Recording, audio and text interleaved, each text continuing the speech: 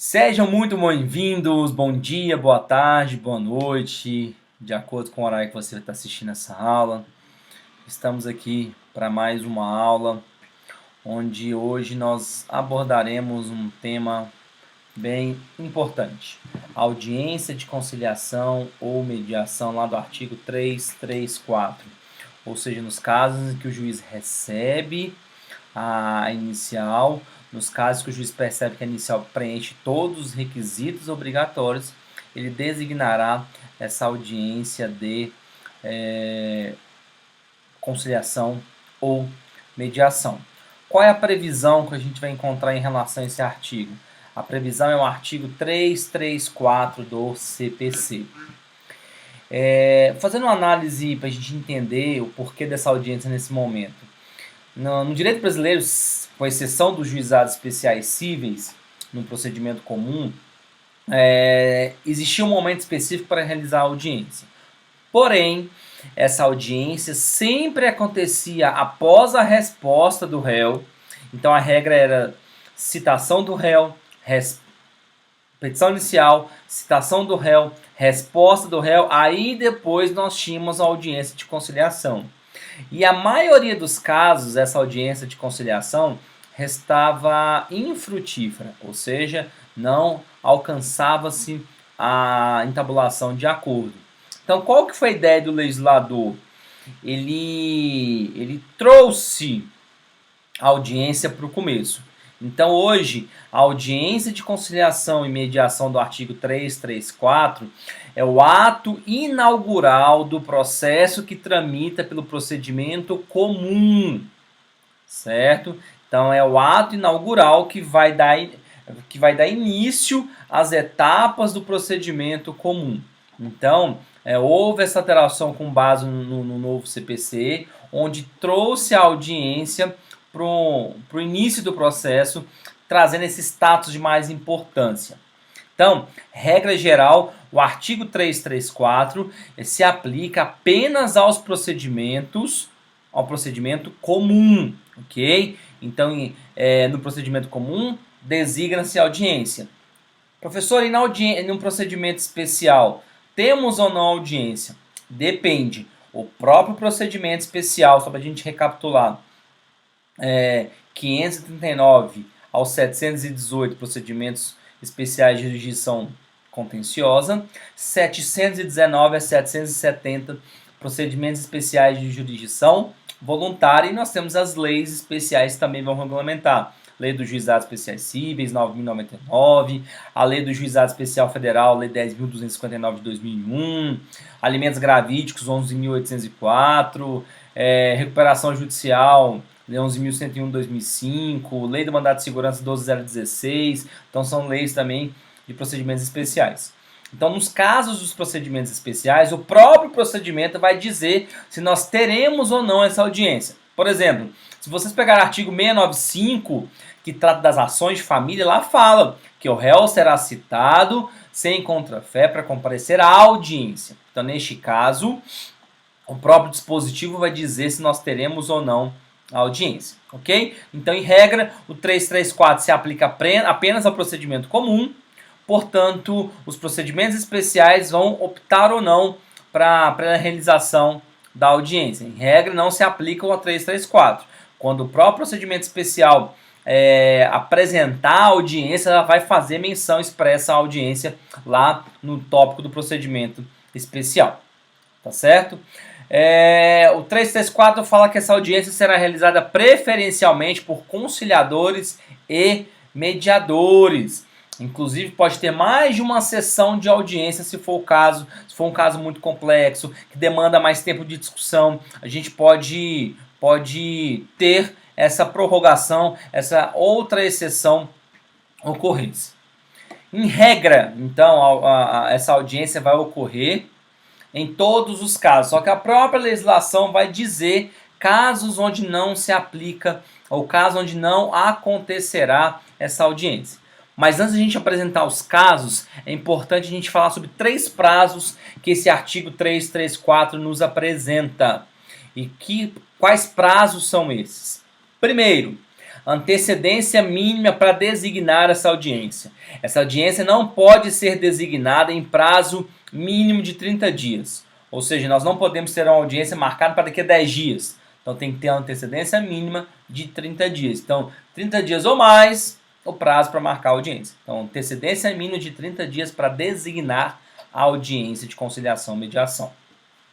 Segundo prazo, o réu tem que ser o réu tem que ser citado com antecedência mínima de 20 dias. Então, o réu tem que ser citado com antecedência mínima de 20 dias. Para que isso? Para dar prazo para o réu procurar um advogado, constituir seu advogado, se organizar para participar da audiência. Ok? E o terceiro prazo importante, 10 dias antes da audiência. Então, caso o réu queira manifestar o seu desinteresse na realização da audiência, o prazo ele tem até 10 dias antes, contados da data da audiência. A gente vai ver que uma das hipóteses de não designação é quando o autor, na sua petição inicial, ele manifesta expressamente o seu desinteresse, lembrando que a manifestação é um requisito obrigatório da petição inicial. Então, o autor manifesta o desinteresse, o réu vem até 10 dias antes da audiência e também manifesta o seu desinteresse. Então, cuidado com esses prazos. 30 dias antecedência mínima para marcar a audiência, 20 dias antecedência mínima de citação do réu e 10 dias contados da audiência, o réu tem para informar o seu desinteresse na realização da audiência de conciliação ou mediação. Ok? Juiz designa essa audiência, vai ocorrer a citação pessoal do réu e o autor vai ser intimado na pessoa do seu advogado. Não há intimação pessoal da parte autora para comparecer à audiência de conciliação. Essa intimação vai ocorrer através do seu advogado. Bacana? E quais casos nós não teremos a designação da audiência do 334?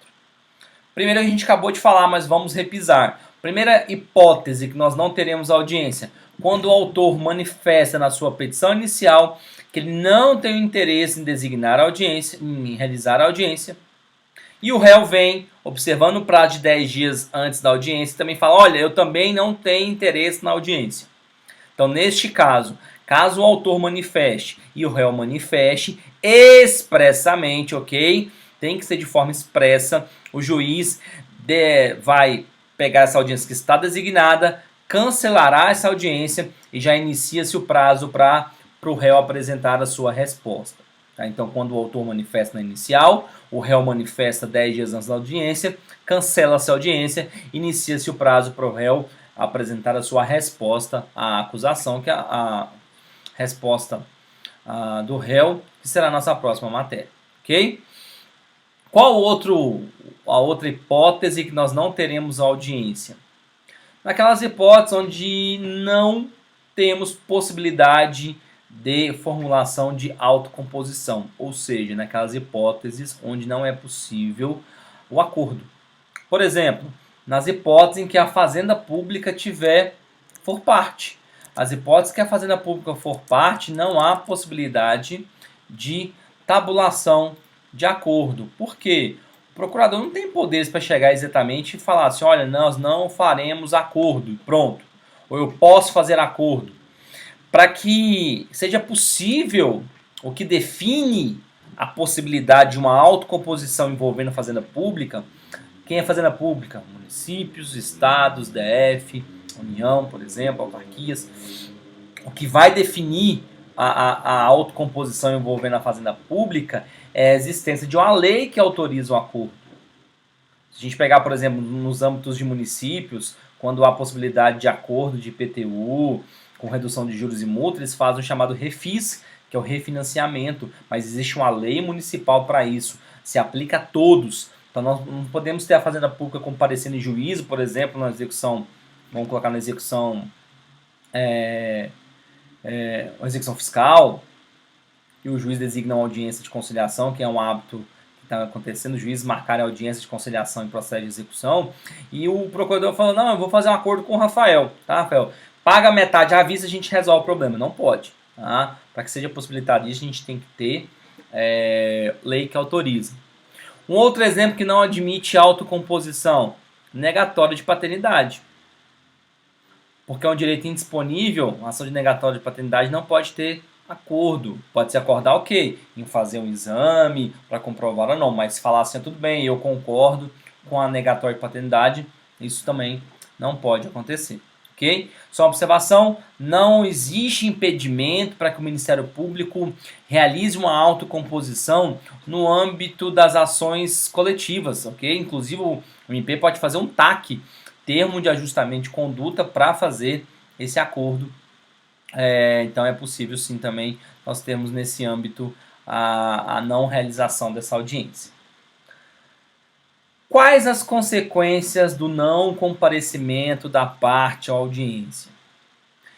Código antigo, a audiência de conciliação não trazia nenhuma penalidade caso a parte não compareça. O CPC vigente 2015 traz sim penalidades caso a parte não compareça. A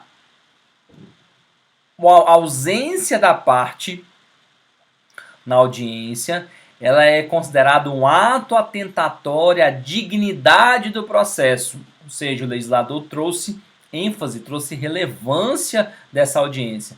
Então, não comparecimento acarreta ou condiciona ou gera consequência de um ato atentatório à dignidade do processo. Qual a consequência disso? Multa de até 2% da vantagem econômica pretendida ou sobre o valor da causa, revertida em favor da União ou do Estado.